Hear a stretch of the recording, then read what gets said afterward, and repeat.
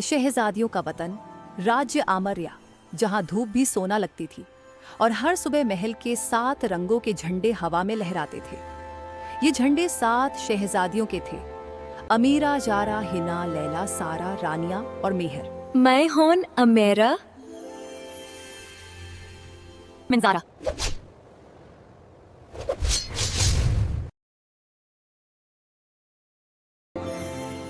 I am Layla.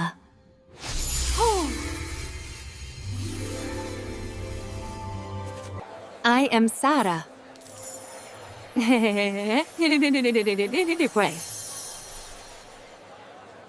I am Rania.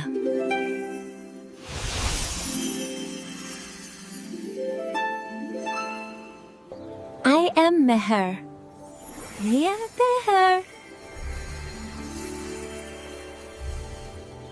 उनके पिता राजा आर्यन देव और माँ रानी मिराना कहते थे, तुम सब एक रंग हो और मिलकर नूर बनते हो।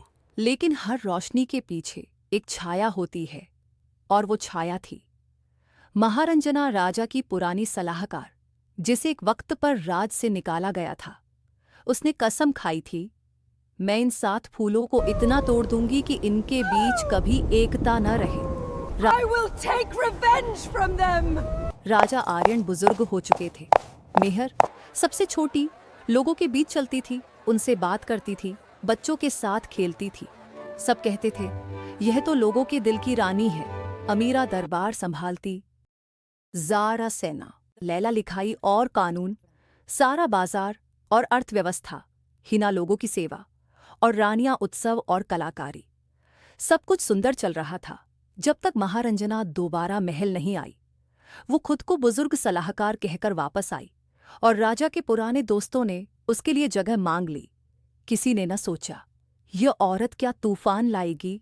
महारंजना ने सबसे पहले झारा के पास जाकर कहा, तुम सबसे शक्तिशाली हो, पर लोग तो मेहर का नाम लेते हैं। झारा ने हंसी में टाल दिया, पर रात को उसके दिल में वो बात बैठ गई। फिर वो लैला के पास गई।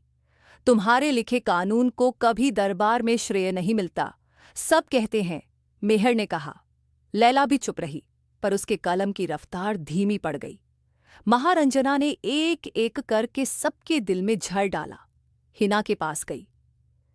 तुम लोगों से प्यार करती हो, पर देखो, मेहर तो बस दिखावा करती है। तुम्हारी मेहनत उसके नाम जाती है। और मेहर, उसे कुछ भी नहीं पता था।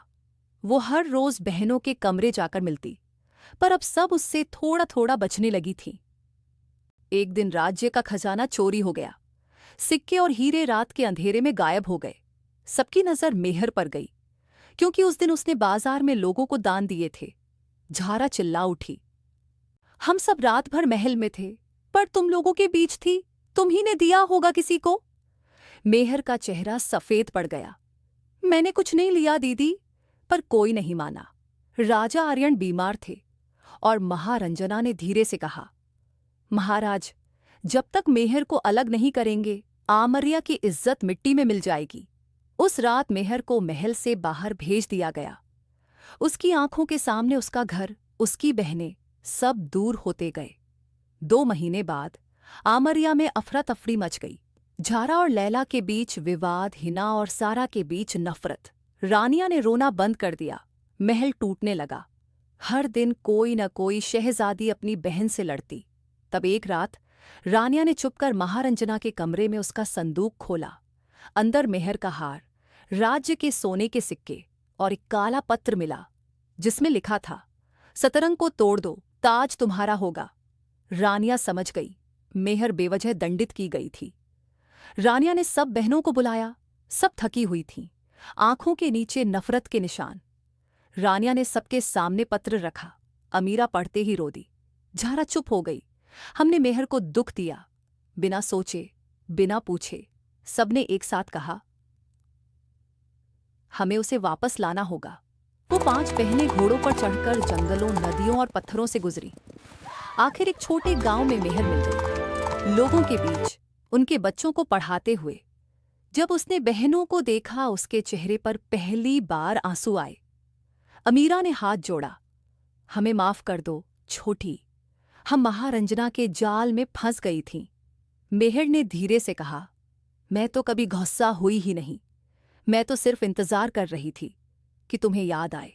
हम सब एक ही रंग हैं। सब बहनें गले लग गईं। उसी वक़्त आसमान से तेज बिजली चमकी। महारंजना महल में अकेली थी। उसका जर खुद उसी पर उल्टा पड़ा और वो अपने ही रोग से मर गई। मेहर वापस महल आई। राजा आर्यन ने कहा, तुम सबने अपना सबक सीख लिया। ताज सिर्फ सिर पर नहीं, दिलों में होना चाहिए। और फिर पहली बार राज्य के इतिहास में ताज को 7 टुकड़ों में तोड़ दिया गया। हर बहन के हिस्से एक टुकड़ा। सब ने अपने ताज को जोड़कर एक बड़ी मुकुट बनाई और उस पर लिखा, सतरंग हम हैं। जब तक साथ हैं, रोशन हैं। आज भी लोग कहते हैं, जब बहनें एक होती हैं तो शैतान भी उनके बीच नहीं आ सकता।